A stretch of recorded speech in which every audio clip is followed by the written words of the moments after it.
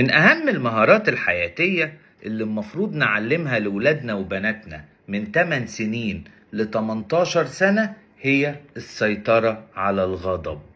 لما نبقى بنتناقش في حاجة ونلاقي التون ابتدى يعلى وينفعلوا ويغلطوا، كلنا للأسف بنقع في غلطة من 3.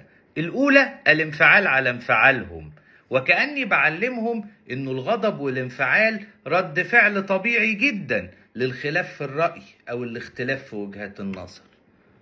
الغلطة التانية إني استفزهم عشان يغلطوا أكتر، فلاقي لنفسي مبرر إنهم ما يصعبوش عليا لما أرفض اللي هم عايزينه.